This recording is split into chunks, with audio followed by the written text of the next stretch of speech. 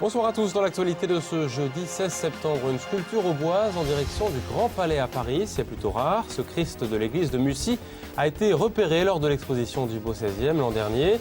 Un bon point pour la renommée du département. Reportage à Mussy dans ce journal. Son nom est directement associé au verre et à la sculpture. Il pourrait être le disciple de Maurice Marino. Jean-François Lemaire expose en ce moment 30 années de travail à Pont-Sainte-Marie. Une belle idée de sortie pour ce week-end. Et puis à 2 jours des 27e journées du patrimoine, on s'intéressera à un métier. Le patrimoine, c'est aussi un savoir-faire. Le métier de maltier d'art. Un aubois l'exerce encore par passion chez lui, à Charmont-sous-Barbuise. Découverte à la fin de ce journal. Jamais les statues n'avaient autant pris l'air et voyagé que ces temps-ci dans l'Aube. À croire que l'expo du Beau 16e a réveillé les pierres qui dormaient dans les églises depuis 400 ans. Exemple, ce matin à Mussy-sur-Seine, aux portes de la Côte d'Or, une statue a été choisie pour être exposée dans le cadre de l'exposition France 1500 à Paris, à partir du 6 octobre au Grand Palais. Elle pourrait même aller jusqu'à Chicago, où l'expo poursuivra sa route, une forme de reconnaissance et un retour sur investissement pour le département. Les précisions de Jonathan Boisset. En plein cœur de Mussy-sur-Seine, cette église regorge de trésors, pas de pièces d'or mais des œuvres religieuses, dont la plus précieuse, cette statue du Christ au lien. Il y a une quinzaine d'œuvres remarquables au patrimoine de la collégiale de Mussy. Et vous avez derrière moi sur la gauche le Christ au lien, qui est une statue en bois qui est datée de 1509. La semaine prochaine, ce Christ de 1509, réalisé par l'école de Mussy, prendra la direction de Paris, où il sera placé au cœur du Grand Palais pour une exposition consacrée au XVIe siècle. Une grande fierté pour les habitants de Mussy. Nous sommes très heureux que les musées de France nous aient demandé cette œuvre pour être présentée à Paris et je l'espère même à Chicago par la suite à partir de la fin du mois de février. Cette œuvre avait déjà été exposée à Troyes dans le cadre du Beau 16e. C'est en partie grâce au succès de cette exposition que des œuvres auboises ont été choisies. Je crois qu'effectivement, nous sommes dans les retombées positives du Beau 16e. Le Beau 16e, ça nous a permis d'accueillir 70 000 visiteurs. Ça a surtout permis à des scientifiques, à des chercheurs de mieux connaître les richesses patrimoniales de l'Aube, notamment au niveau de celles du 16e.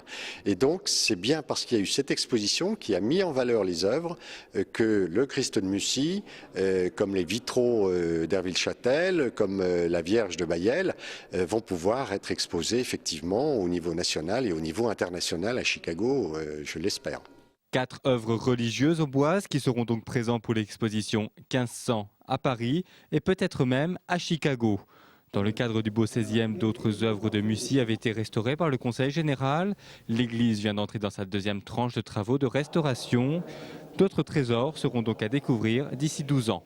La dernière tranche de travaux étant la restauration de l'ensemble de la statuaire et de découvrir les peintures qui se trouvent actuellement sur les piliers. Encore des trésors, mais vous voyez, il faut être patient puisque je vous ai parlé d'une douzaine d'années pour réaliser l'ensemble des travaux.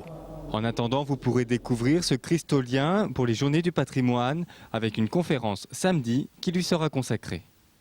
On quitte les statuts pour les personnes en chair et en os avec l'hôpital de Troyes qui souhaite faciliter l'accueil de ses patients avec un nouveau livret d'accueil pour les 3600 personnes hospitalisées chaque mois.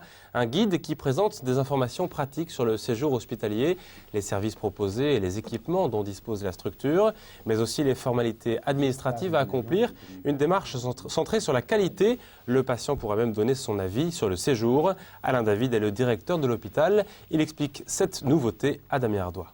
Même si ce n'était pas une obligation, je crois qu'il faudrait le faire parce qu'il faut que les gens aient des informations, l'hôpital c'est un monde complexe et il faut absolument qu'ils qu'on les aide à mieux l'appréhender. De toute façon, quand on arrive en général à l'hôpital, on est un peu dans une situation de stress, confronté à la maladie. Donc c'est aussi un élément pour les rassurer, pour leur faire connaître le personnel qu'ils vont rencontrer, les services dont ils peuvent bénéficier. Par exemple, on insiste beaucoup sur la lutte contre la douleur. Et donc c'est aussi pour déstresser les patients, un peu, contribuer à ça. Et j'ajoute que dès la semaine prochaine, c'est nouveau, les patients hospitalisés pourront regarder Canal 32 dans leur chambre, qu'on se le dise, ne serait-ce que pour se tenir au courant des résultats de leur équipe de foot préférée. Les Stacks qui jouent d'ailleurs demain contre Grenoble, la 7e journée de Ligue 2. Les Grenoblois qui descendent de Ligue 1 sont 16e du classement, en bas du tableau.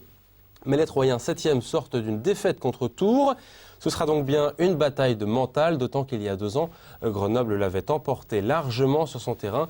Pour Jean-Marc Furlan, le coach troyen, c'est donc un exemple type de test match. Il s'est confié à Damien Ardois. Ce qui importe, c'est le match, la compétition qui va pouvoir nous dire, on va dire exactement dans quel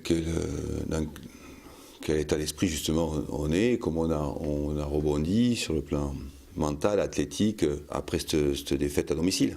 Même s'il y a d'autres problèmes qui viennent se greffer cette semaine, avec les blessures de Eric Marester, le capitaine, et puis Florian Jarja. On peut être pessimiste, se dire voilà, ça pose un problème, parce qu'on a 2 titulaires blessés, ou se dire voilà, ça permettra de voir si on garde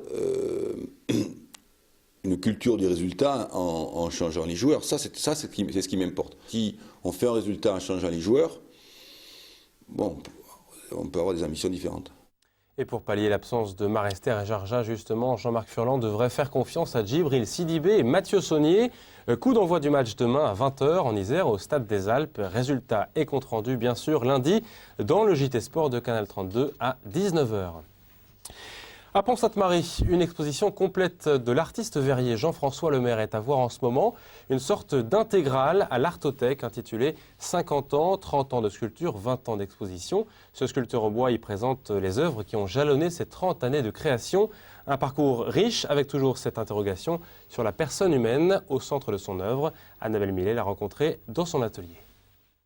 Jean-François Lemaire sculpte sa première œuvre en bois en 1977. L'envie de travailler ce matériau est suivie rapidement par celle de se confronter au plâtre, aux élastomères et puis 10 ans plus tard aux matériaux de récupération soudés, puis au goudron, au bronze, à la céramique, au verre, au cristal. L'exposition anniversaire de l'artiste à Arthès donne ainsi à voir des œuvres très diverses esthétiquement, mais toujours rythmées par la sculpture. Il y a eu effectivement toujours cette envie de pouvoir maîtriser un maximum de matériaux pour pouvoir avoir une palette de possibilités sur l'expression. De ne pas toujours avoir un seul matériau pour exprimer quelque chose, mais de pouvoir l'exprimer ou en plâtre, ou en résine, ou en bronze, ou en cristal. Donc voilà, toujours cette envie de pouvoir maîtriser la technique et les matériaux. Des techniques toujours différentes pour exprimer la même réflexion sur l'art, comme des pistes de recherche lancées au fil du temps sur un même travail. Un travail sur ce que moi j'appelle la hiérogamie, c'est-à-dire l'union sacrée, travailler sur la verticalité qu'on va retrouver dans beaucoup de pièces qui traitent de l'arbre, des écorces, etc., qui sont une parabole de l'être humain lui-même, verticale, avec ses propres racines, avec son propre épanouissement, et voilà, après avec une relation qui n'est pas simplement une relation à l'art qui est simplement esthétique ou tactile, c'est une réflexion sur ce qu'est l'être humain et sur ce que l'art peut apporter à l'être humain. Ni bilan ni rétrospective, les 50, 30 et 20 ans de Jean-François Lemaire sont surtout l'occasion d'en savoir plus sur la carrière du sculpteur. Donc c'est un ensemble d'une sélection d'œuvres qui ont marqué les différentes périodes de création de l'artiste. Donc là, on a un ensemble de 120 pièces qui sont exposées, aussi bien dans la galerie, dans le jardin, et également dans l'atelier qui est attenant à la galerie et qui est ouvert au public exceptionnellement pour cette exposition. Une centaine d'œuvres est donc à découvrir dans le lieu même que Jean-François Lemaire a créé pour l'accueil des artistes des arts du feu. Aujourd'hui, il investit avec ses haches transparentes, ses anneaux de cristal, de bronze, de céramique mêlés, ses bergers, un peu chasseurs, un peu pasteurs, mais toujours dressés. Voilà, c'est à voir jusqu'au 9 octobre, tous les après-midi. Renseignements au 03 25 80 17 24. Et enfin, une découverte dans ce journal. Elle concerne à la fois l'art et le patrimoine. Et elle va vous mettre en bouche, à la veille des 27e journées du patrimoine, le métier de maltier. Si certains se font la malle, lui, Jean-Luc Grenoy, fait des malles de ses mains. Il existe un seul maltier dans l'Aube et cet artisan rare habite Charmant-sous-Barbuise. Rencontre signée Cyril Tavernet. Jean-Luc Grenoy a exercé la profession de maltier d'art pendant 35 ans. Aujourd'hui, à 57 ans, cet aubois, par choix, ne travaille plus, mais continue de réaliser des malles par passion. Son atelier, c'est sa maison, à Charmant-sous-Barbuise. Tant que j'ai été à Paris, j'ai travaillé principalement pour un exportateur japonais qui m'achetait toute ma collection de malles et qui la revendait au Japon dans le cadre de cadeaux de mariage. Ensuite, eh bien, je me suis fait un nom, j'ai commencé à être connu dans le milieu de la décoration et là j'ai eu une clientèle, beaucoup de particuliers. Ces malles, selon la taille, coûtent entre 700 et 1500 €. Tout part d'un dessin, après vient la structure peuplier, puis le gainage du cuir et l'intérieur tapissé de tissu.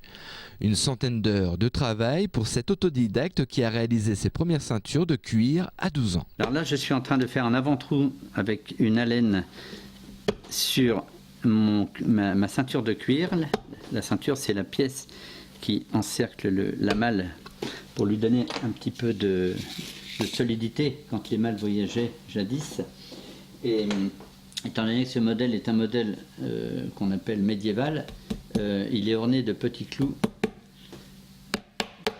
qui sont plus décoratifs qu'efficaces parce que, évidemment, elle est collée, elle tient bien. Selon Jean-Luc, cette profession a disparu. Il pense en France être le dernier maltier d'art à créer des malles de décoration. Il existe tout de même des grands noms comme Vuitton qui produisent des malles de voyage. Pour revenir à Vuitton par exemple, ou Hermès, ce sont mes maîtres. Ce sont mes maîtres. Ils font un travail extraordinaire en finition. Et la petite anecdote, c'est que j'ai travaillé à une époque avec Hermès quand j'étais à Paris. Et Hermès m'envoyait des stagiaires qui étaient censés apprendre à travailler dans mon atelier sur une structure rigide, donc ils n'avaient pas le temps de former des gens. Ces jeunes avaient 20 ans, sortaient d'une grande école de maroquinerie, et quand ils arrivaient chez moi, ils travaillaient mieux que moi. Résultat, c'est eux qui m'apprenaient à travailler. Ce passionné transmet son savoir aux jeunes dans les écoles du département. Il expose ses œuvres de cuir pendant les foires. Le 18 et 19 septembre, il sera présent aux Journées du patrimoine de Charmant. Et en effet, Jean-Luc Grenoy exposera au village des artisans ce dimanche au château de Charmant-sous-Barbuise dans le cadre des Journées donc du patrimoine. C'est la fin de cette édition. Merci de votre fidélité. À suivre la météo de demain. Le soleil va-t-il enfin revenir? Oui, timidement, mais il faudra garder les pulls tout de même. Excellente soirée à tous. Demain, place à Damien Ardois pour le JT. À bientôt.